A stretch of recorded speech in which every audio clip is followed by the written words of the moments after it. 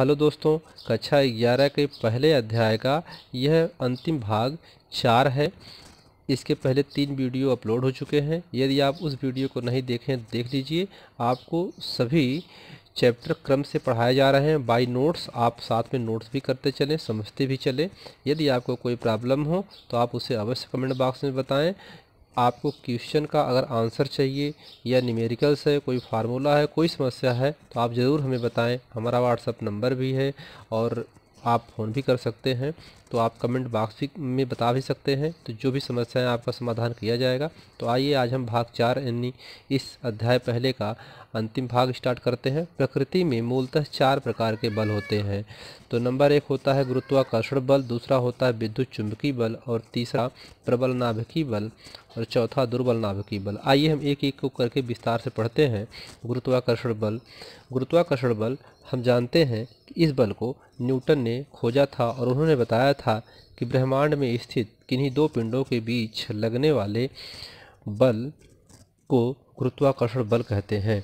यानी उन्होंने कहा कि अगर 2 पिंड हैं, एक पिंड ए है और एक पिंड ए है, इन 2 पिंड सपोज करिए m1 है और m2 है। इसको हम बहुत ही महत्वपूर्ण है इनका नियम जो हम आगे पढ़ेंगे। इनके बीच की दूरी r है, तो इन पिंडों के बीच जो लगने वाला बल है वह बल गुरुत्वाकर्षण बल कहलाता है और यह बल हमेशा पिंडों के बीच आकर्षण बल का ही कार्य करता है।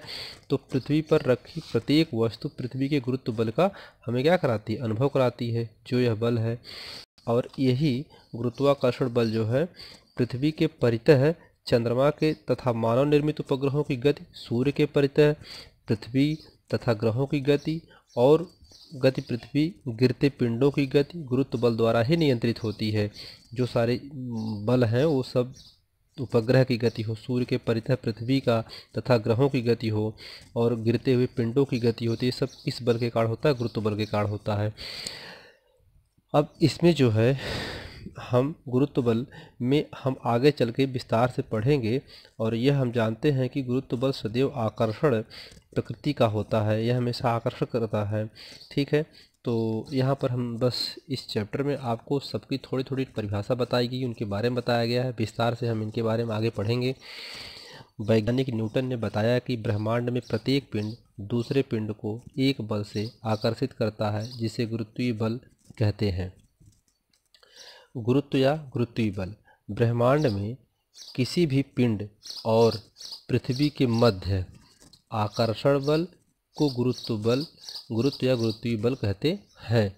यानी ब्रह्मांड में किसी भी पिंड और पृथ्वी के मध्य आकर्षण बल को क्या कहते हैं, गुरुत्व बल कहते हैं। यह बल गुरुत्वाकर्षण बल की विशेष स्थिति है। यानी गुरुत्वाकर्षण बल की गुरुत्व बल क्या है, उसकी विशेष स्थिति है। ठीक है, तो इसके बाद आता है आपका गुरुत्वायन।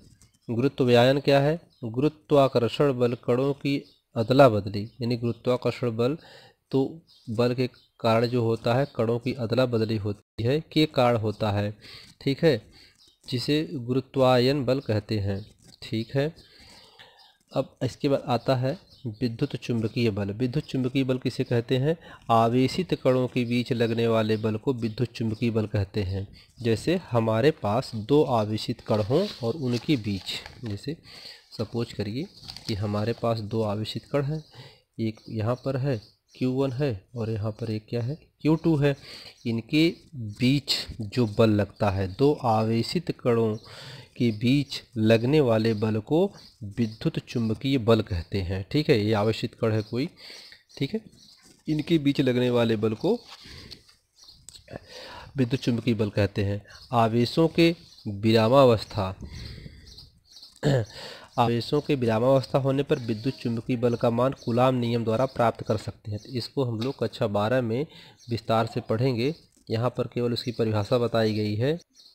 विद्युत चुंबकीय बल जो होता है वह समान प्रकृति के आवेशों के मध्य प्रतिकर्षण प्रकृति एवं विपरीत प्रकृति के आवेशों के मध्य आकर्षण प्रकृति का व्यवहार करता है। जैसे विद्युत चुंबकीय बल अगर समान है, सजाती हैं, जैसे प्लस और प्लस है, तो इनके बीच में क्या होगा, प्रतिकर्षण होगा। ये वस्तु दूर दूर भागेगी, ये आवेशित वस्तु।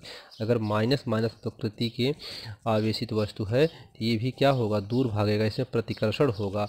अगर वो प्लस माइनस एक विपरीत प्रकृति के हों तो इसमें क्या होता है, आकर्षण होता है। यानी आवेशों के बीच क्या होता है, विद्युत चुंबकी में अगर समान प्रकृति के आवेश हैं तो उसमें क्या होगा, प्रतिकर्षण होगा। अगर विपरीत प्रकृति के हैं तो उसमें क्या होगा, आकर्षण होगा। अब विद्युत चुंबकीय बल जो होता है वह केंद्रीय बल होता है, वह केंद्र पे कार्य करता है। यह आकर्षण और प्रतिकर्षण दोनों प्रकार का कार्य करता है विद्युत चुंबकीय बल। और यह दो प्रोटॉनों के बीच कार्यरत स्थिर विद्युत बल किसी भी स्थिर दूरी के लिए उनके बीच कार्यरत गुरुत्वाकर्षण बल की जो तुलना होती है, गुरुत्वाकर्षण बल का यह 10⁻36 गुना ज़्यादा प्रबल होता है। ठीक है, यह बल आवेशों के बीच माध्यम पर निर्भर करता है। वह माध्यम कैसा है उसके ऊपर निर्भर करता है। तो यहाँ पर विद्युत चुंबकीय बल की परिभाषा आपको बताई गई है। दो आवेशित पिंडों के मध्य कार्य करने वाले आकर्षण या प्रतिकर्षण बल को विद्युत चुंबकीय बल कहते हैं। इसके बाद प्रबल नाभिकीय बल। प्रबल नाभिकीय बल, प्रबल नाभिकीय बल जो होता है यह नाभिक के कणों के मध्य लगने वाले बल को प्रबल नाभिकीय बल कहते हैं। यह बल लघु क्षेत्र का प्रबल आकर्षण होता है। नाभिकीय क्षेत्र के बाहर इनका प्रभाव नगण्य होता है, शून्य होता है। ठीक है, तो इसमें जो होते हैं नाभिक के भीतर proton proton, neutron proton, neutron neutron के मध्य प्रबल आकर्षण बल लगता है। ठीक है, तो आइए इसकी हम परिभाषा देख लेते हैं। नाभिक के अंदर प्रोटॉन और न्यूट्रॉन के मध्य कार्य करने वाले बल को प्रबल नाभिकीय बल कहते हैं। न्यूक्लियांश क्या होता है, नाभिक में न्यूट्रॉन और प्रोटॉन के एक साथ इकट्ठा होने पर न्यूक्लियांश कहलाता है। इन सबको हम आगे विस्तार से अध्ययन करेंगे। इसके बाद आता है दुर्बल नाभिकीय बल। दुर्बल नाभिकीय बल किसे कहते हैं, तो दुर्बल नाभिकीय बल जो होता है जैसे रेडियो एक्टिविता में बीटा कण की जो क्षय के दौरान हुआ बल उन कणों के मध्य लगता है जो कि रेडियो एक्टिविटी सक्रिय पदार्थ के क्षय के दौरान उत्सर्जित होता है। ठीक है, तो इसके अंतर्गत इलेक्ट्रॉन तथा एंटी न्यूट्रॉन उत्सर्जित होते हैं जिनके मध्य लगने वाला बल दुर्बल नाभिकीय बल कहलाता है। यह अल्पपरास का होता है। बीटा रेडियो एक्टिव नाभिक एवं प्रोटॉनों इलेक्ट्रॉनों के बीच आवेशित कण एंटी न्यूट्रॉन उत्सर्जित करता है। तो जैसे अगर सपोज करिए हमारे पास एक न्यूट्रॉन है और यह जो है कि 1H1 प्लस यहाँ से एक बीटा उत्सर्जित करके यह एंटी न्यूट्रॉन कहते हैं। इसे क्या कहते हैं, एंटी न्यूट्रॉनो कहते हैं। यह न्यूट्रॉन है, ये क्या है, प्रोटॉन है। अब इससे यह रिएक्शन करके एक बीटा क्षय होती है, एक बीटा कण की क्षय होती है रेडियो एक्टिव नाभिक में। इसके बाद यहाँ पर अनावेशित कण, यह अनावेशित कण है, इसका कोई आवेश नहीं है, एंटी न्यूट्रॉन कहलाते हैं। अनावेशित कण किसे कहते हैं, जिसका प्लस और माइनस दोनों बराबर हो जाए उसे अनावेशित बल कहते हैं। वो शून्य हो जाता है उसे अनावेशित कहते हैं। तो रेडियो एक्टिव पदार्थ के क्षय के दौरान उत्सर्जित कणों के मध्य लगने वाला बल क्षीण नाभिकीय बल कहलाता है, यानी दुर्बल नाभिकीय बल कहलाता है। विलगित निकाय बहुत सारे कणों या पिंडों का समूह निकाय कहलाता है। बहुत सारे पिंडों या बहुत सारे कणों या पिंडों का समूह निकाय कहलाता है तथा ऐसा निकाय जिस पर कोई बाह्य बल न लगे विलगित निकाय कहलाता है। ठीक, तो आवेशों का संरक्षण नियम, जैसे ऊर्जा का संरक्षण नियम होता है कि ऊर्जा न तो उत्पन्न की जा सकती न तो नष्ट की जा सकती है, केवल एक वस्तु दूसरे वस्तु पर परिवर्तित की जाती है, वैसे आवेशों के संरक्षण का भी नियम है। इसको हम लोग आगे 12th में बहुत विस्तार से पढ़ेंगे। यहाँ पर परिभाषा इसकी है कि आवेशों को न तो नष्ट किया जा सकता है और न ही उत्पन्न किया जा सकता है, इसे केवल एक वस्तु से दूसरे वस्तु पर स्थानांतरित किया जा सकता है। ठीक है, यहाँ पर आवेश का संरक्षण बताया गया है। या दूसरी परिभाषा इसकी है, इस नियम के अनुसार किसी विलगित निकाय में कुल आवेश सदैव नियत रहता है। ठीक है, ऊर्जा संरक्षण का नियम। ऊर्जा संरक्षण का नियम क्या है, तो संरक्षी बलों के अधीन किसी वस्तु कुल गतिज ऊर्जा एवं स्थिर ऊर्जा का योग संरक्षित रहता है, जिसे जैसे गुरुत्व बल है। यानी ऊर्जा संरक्षण में चाहे स्थिर ऊर्जा हो या गतिज ऊर्जा हो, वहाँ पर सब क्या रहते हैं, स्थिर रहते हैं। यानी गुरुत्व के अंतर्गत मुक्त रूप से जो चीज़ें गिरती हैं पृथ्वी की तरफ, जो सारी चीज़ें, जो पिंड है, जो भी चीज़ें को गिरती हैं, उनकी कुल यांत्रिक ऊर्जा यानी गतिज ऊर्जा और स्थितिज ऊर्जा का योग सदैव नियत होता है। द्रव्यमान ऊर्जा संरक्षण नियम, द्रव्यमान ऊर्जा संरक्षण नियम, इसको आइंस्टीन ने दिए थे। आइंस्टीन ने बताया था इस पे कि उनके अनुसार द्रव्यमान को ऊर्जा में तथा ऊर्जा को द्रव्यमान में बदला जा सकता है। अर्थात दूसरी परिभाषा ऐसी, किसी भी निकाय के द्रव्यमान और ऊर्जा का योग सदैव नियत रहता है। यानी E बराबर delta M C square. Delta M जो है यह द्रव्यमान है, द्रव्यमान में क्षति होती है तो समतुल्य ऊर्जा जो होती है, अगर डेल्टा एम द्रव्यमान में क्षति हो और सी निर्वात में प्रकाश की चाल जिसका मान 3.8 मीटर पर सेकंड हो तो वह ऊर्जा के बराबर होता है। इस प्रक्रिया में द्रव्यमान की क्षति नाभिक की बंधन ऊर्जा के रूप में प्रकट होती है। ठीक है, इसके बाद है आपका रेखीय संवेग संरक्षण नियम।